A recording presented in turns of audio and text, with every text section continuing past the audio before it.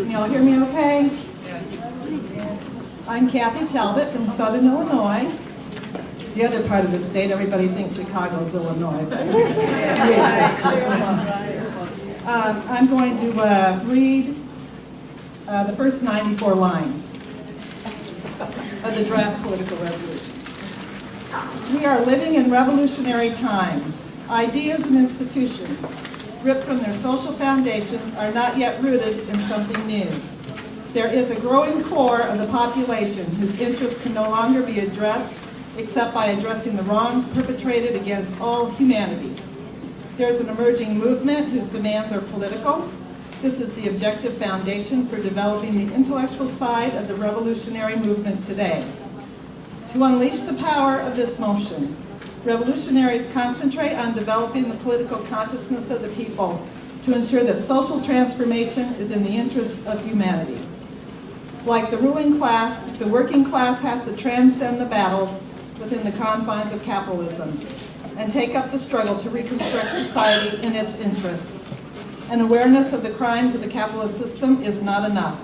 It has to envision and struggle for the new society, even as it has to battle against the injustices and suffering wrought by the old.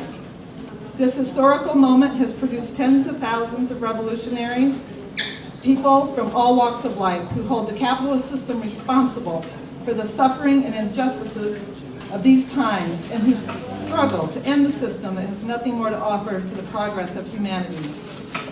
To guarantee that revolutionaries fulfill the responsibilities demanded by this stage of history, the League of Revolutionaries for a New America has set out to build an organization of these revolutionaries.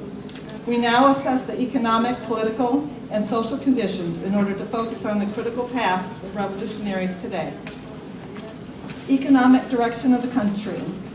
The financial crisis brought on by the expanding use of electronics in production is continuing to tighten its grip both internationally and nationally. The cyclical crisis of underconsumption is developing. Automated production drives labor-produced commodities off the market. In this process, wages are dragged down to the cost of automated production. All production by labor, including the production of the workers themselves, becomes superfluous. Unprecedented production and unprecedented want describe our time. The electronic revolution in production, combined with the cyclical crisis, brings about an unprecedented crash of the capitalist system. As electronics replace labor, money instead of production is used to make money. The greater the use of electronics, the more valueless money becomes. As money ceases to express exchange value, it more and more becomes an instrument for speculation rather than investment in production. Less and less of this money is used for wages. The result is an unprecedented polarization of wealth and poverty. $30 million mansions and trillions of dollars in national debt express the destruction of money as an expression of value.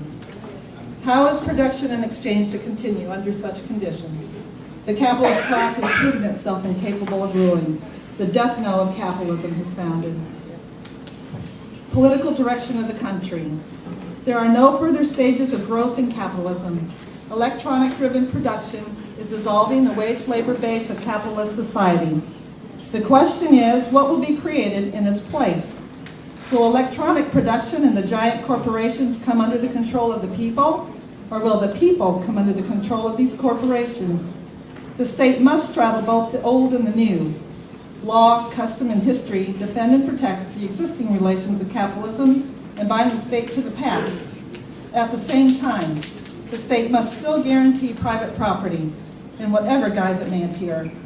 Protected by the state, the ruling class is forced to construct a mode of production based on private property, but without the producing class of the past. Fascism is not a choice of program. It is arising objectively as the only possible political superstructure for the economic takeover by corporate power. It arises within the struggle of the capitalist class, a class which is itself being transformed, to align the political superstructure with the changing productive relations. The state today has to insert itself into the direction and management of the economy. Nationalization is a way for the ruling class to maintain, protect, and promote the laws and sanctity of private property in the face of the destruction of the capitalist system. Though these interventions vary in form and degree from one sector of the economy to another, they all embody the objective need of the capitalist class for the state to openly act in the interest of the capitalists as a class.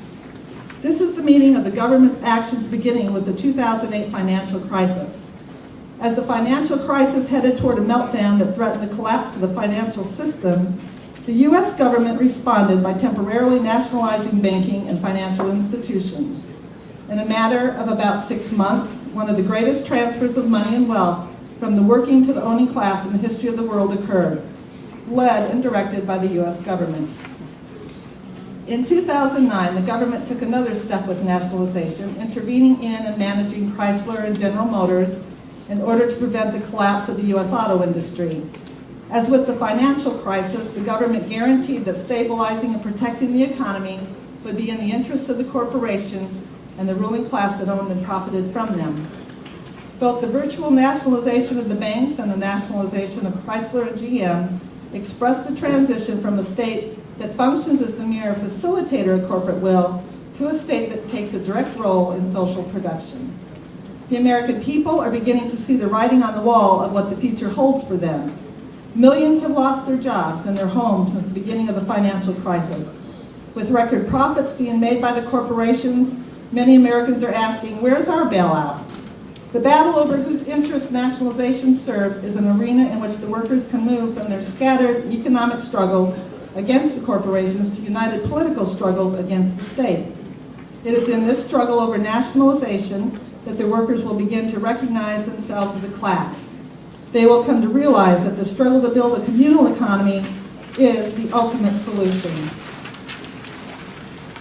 The old forms of rule of deceiving the workers into believing that the current political structure will solve their problems is increasingly exposed as bankrupt.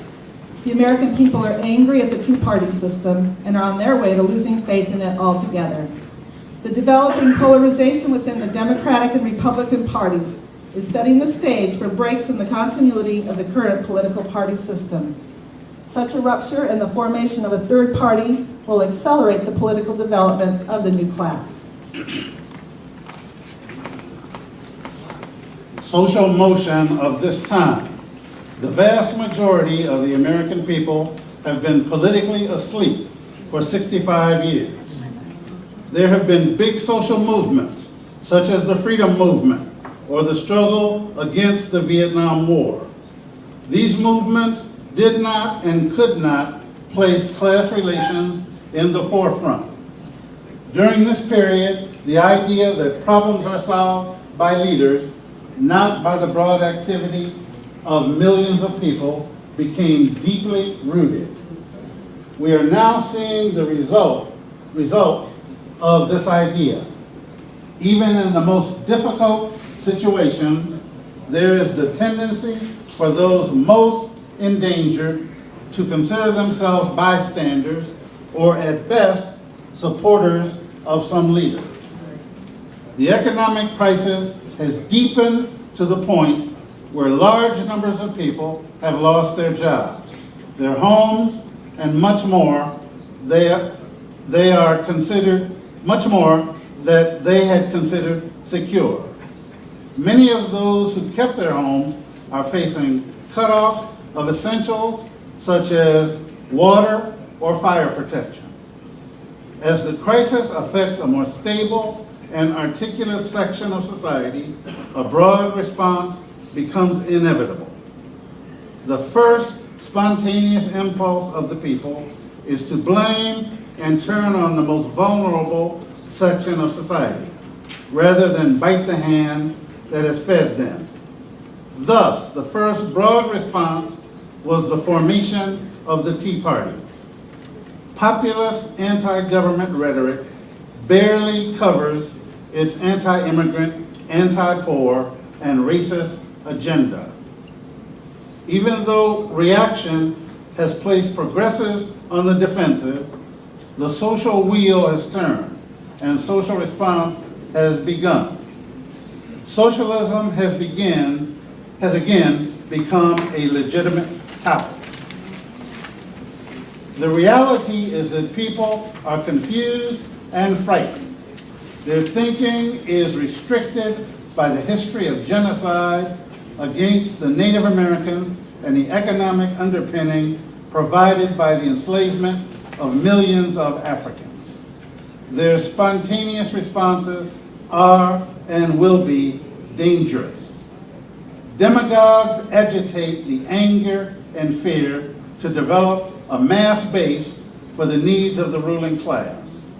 They use every divisive ideology history has handed them to do so. Color has become a fig leaf behind which they attack all those who are forced out of the economy. Therefore, the African American question is at the very heart of the formation and polarization of the new class. Politicization of the new class, sorry. The ruling class cannot abandon the weapon of race since it is historically evolved and an integral part of American politics. At the same time, the hitherto unknown breadth of equality, of poverty, is creating the basis for real class unity regardless of color.